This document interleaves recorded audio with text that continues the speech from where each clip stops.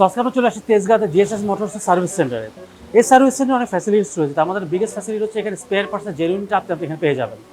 So actually service সেন্টারে কী কী facilities রয়েছে এবং ডিটেইলিং আজকে আমাদের ছোটো ভিডিওতে দেখিয়ে দিব আপনাদের। মোটরসাইকেল আর সব ধরনের সার্ভিস সহ এখানে মোটরসাইকেল 3টা বড় ধরনের সার্ভিস করা হয়। একটা হচ্ছে রেগুলার, স্ট্যান্ডার্ড এবং মাস্টার সার্ভিসিং, যেটা রেঞ্জ হচ্ছে অ্যারাউন্ড 700 টাকা থেকে 1600 টাকার মধ্যে। সো আপনি মোটরসাইকেলের যা যা ছোটো ছোটো কাজ আছে আপনি এখানে করতেও পারবেন। তাছাড়া যে বড় যদি কোনো সার্ভিসিং করতে চান সেক্ষেত্রে রেগুলার সার্ভিসিং বা স্ট্যান্ডার্ড সার্ভিসিং বা মাস্টার সার্ভিসিং আপনি করতে পারবেন।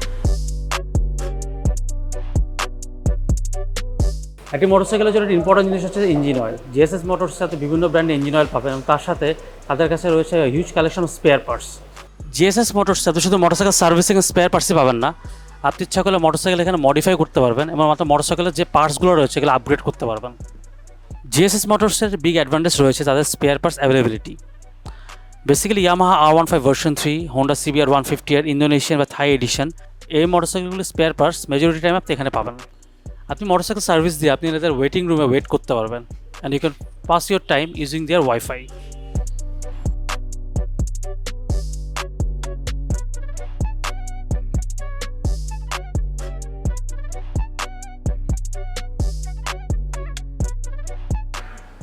আসসালামু আলাইকুম, আমি সাইফুল ইসলাম মামুন বলছি, জিএসএস মোটরস ওনার। বর্তমানে এখানে হেড অফ ইনচার্জ হিসাবে কাজ করছি। আর আমার পূর্ব অভিজ্ঞতা হচ্ছে আমি স্টার্টিং একটা লোকাল ওয়ার্কশপে ছিলাম, দেন ওইখান থেকে সরাসরি আমি বাজাজ উত্তরা সার্ভিস সেন্টারে জয়েন করি। ওইখানে কিছুদিন ছিলাম, 2007-এর ঘটনা। 2007-এর লাস্ট থেকে কর্ণফুলি ইন্ডাস্ট্রিজ লিমিটেড, যেটা ইয়ামাহা ইউজ করতো, সেই কোম্পানিতে ছিলাম 2007 থেকে 2012 পর্যন্ত। এবং ওইখান থেকে নাভানা আফতাব অটোমোবাইলে ছিলাম 2012 থেকে 16 পর্যন্ত। এবং লাস্ট 16 থেকে এসিআই মোটরসে ছিলাম 2022 পর্যন্ত। এবং 22-এর মাঝামাঝি থেকে আমার এই জিএসএস মোটর স্টার্টিং শুরু। আপনাদের সাথে আরেকটা বিষয় শেয়ার করতে চাচ্ছি, সেটা হচ্ছে অনেক বাইকাররা আছেন যারা একটা বাইকের ক্রিটিক্যাল কাজ, ক্রিটিক্যাল প্রবলেম এবং ইঞ্জিন জাতীয় যে প্রবলেমগুলো আছে, যেই নাট বোল্ট এবং ক্র্যানশ্যাফট এগুলো যে বসানো এবং লাগানো, এই খোলা ফিটিংগুলো নিয়ে অনেকে অনেক প্রবলেমে থাকেন। অনেকে অনেক প্রবলেম নিয়ে চিন্তা করেন যে আমার বাইকটা কীভাবে কাজ করলো, সঠিক টুলস দিয়ে কাজ করলো কিনা। এটা আমরা ইনশিওর করে থাকি এবং আমার পিছনে দেখতেই পাচ্ছেন আপনারা প্রত্যেকটা বাইকের এবং ইম্পর্টেন্ট যেই টুলসগুলো লাগে, স্পেশাল টুলস যাকে বলা হয়, সেই টুলসগুলো এখানে আমার এখানে সাজানো আছে এবং দেখা যাচ্ছে। এবং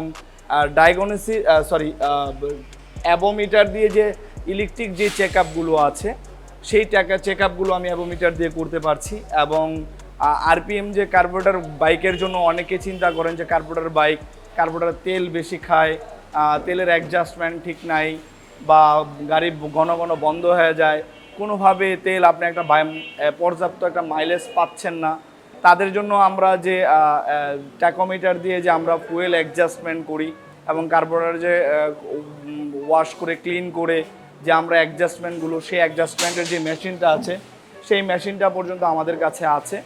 এবং অনেকে অনেক সাউন্ড নিয়ে অনেক প্রবলেমে থাকেন যে সাউন্ডটা কোত্থেকে আসতেছে, ইঞ্জিনের ভিতর থেকে। কেউ ইনশিওর করতে পারছে না আপনাকে যে ইঞ্জিনের ভিতর থেকে কোত্থেকে সাউন্ডটা আসতেছে, সেটা আমরা 100% ইনশিওর করতে পারবো। সেটা আমাদের সাউন্ড সেন্সর মেশিনটাও আমাদের কাছে আছে।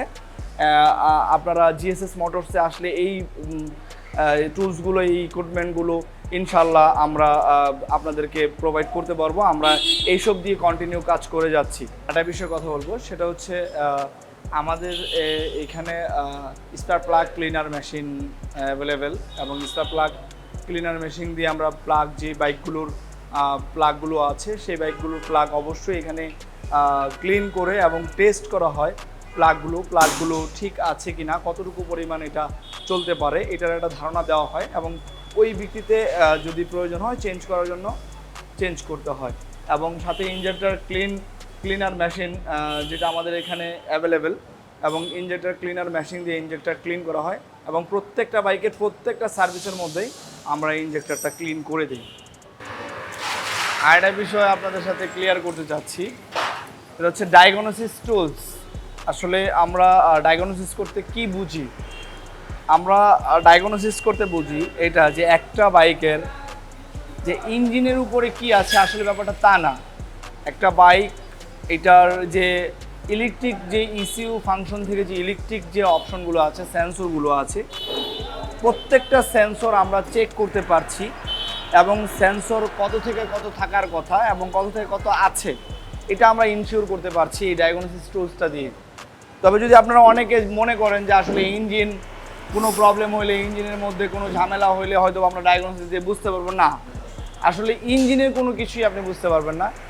ইঞ্জিনের সাথে রিলেটেড যে কানেকশনগুলো আছে, যেগুলো নাকি এক একটা সেন্সর ইঞ্জিনের সাথে রিলেটেড আছে, সেই সেন্সরগুলোই আমরা কনফার্ম করতে পারি যে আসলে সেন্সরগুলোর কন্ডিশনটা কোন পর্যায়ে আছে, সেন্সরগুলো ভালো আছে কি না, এবং সেন্সর যদি খারাপ হয়ে যায় সেটা কনফার্ম হয়ে ওটার উপর আমরা কাজ করে যদি প্রবলেম থাকে প্রবলেমটা আমরা সমাধান করতে পারি। এটাই হচ্ছে ডায়াগনোসিস।